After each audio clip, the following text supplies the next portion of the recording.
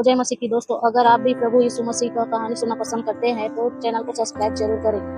तो दोस्तों, आज के इस वीडियो के माध्यम से हम अय्यूब की कहानी के बारे में जानेंगे, जो आपको अय्यूब की पुस्तक में विस्तार से देखने को मिल जाएगा। तो चलिए वीडियो को शुरू करते हैं। यह उन दिनों की बात है जो परमेश्वर का भय मानने वाला एक धनी व्यक्ति रहता था। उसका नाम अय्यूब था। उसके 7 बेटे और 3 बेटियां थी। अय्यूब एक प्रार्थना करने वाला व्यक्ति था। वह प्रतिदिन भोर को उठकर अपने बच्चों के लिए प्रार्थना करता था।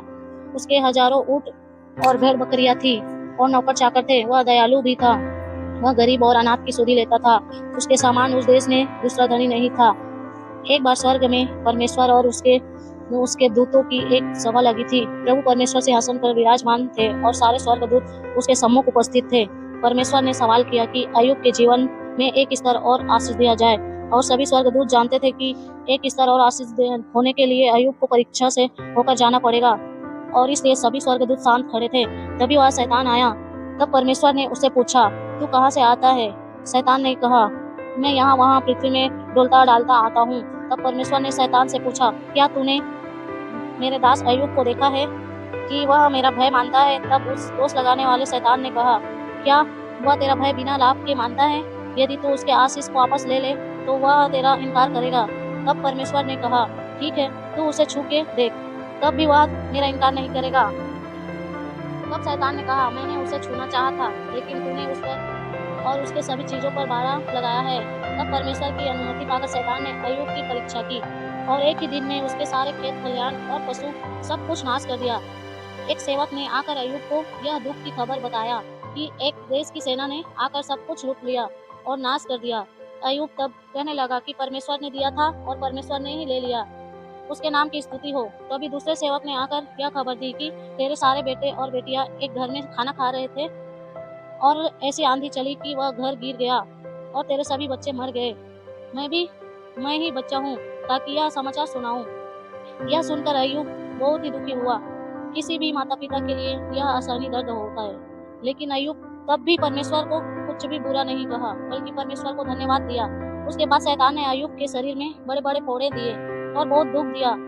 उसे इतना दर्द हुआ कि अय्यूब कराहने लगा और एक मिट्टी के बर्तन का टुकड़ा लेकर अपने दर्द में कुचलाने लगा। इतनी पीड़ा में भी वह परमेश्वर की स्तुति करते रहता था।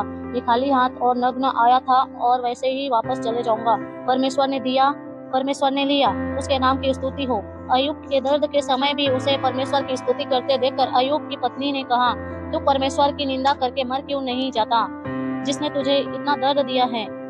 और उसके परम मित्र भी आकर उसे कहने लगे, तेरे कर्म का दंड तुझे मिल रहा है। शायद तेरे बच्चों ने कोई पाप किया होगा जिसके कारण वे मर गए। और अय्यूब के दासियां भी अय्यूब की नहीं सुनते थे और उसे चिढ़ाने लगे। उसका सारा आदर सम्मान चला गया। जब अय्यूब की परीक्षा पूरी हो गई, तब परमेश्वर ने अय्यूब से बातें की और कहा, तू उस लिब्याता अर्थात पुराने सांप को कैसे बांध सकता है जो तुझ पर परीक्षा ले रहा है? तू उसे प्रार्थना के द्वारा बांध सकता है। फिर जब अय्यूब ने अपने मित्रों के लिए प्रार्थना की, तब परमेश्वर ने अय्यूब का सारा दुख दूर किया और अय्यूब को परमेश्वर ने दुगनी आशीष दिया।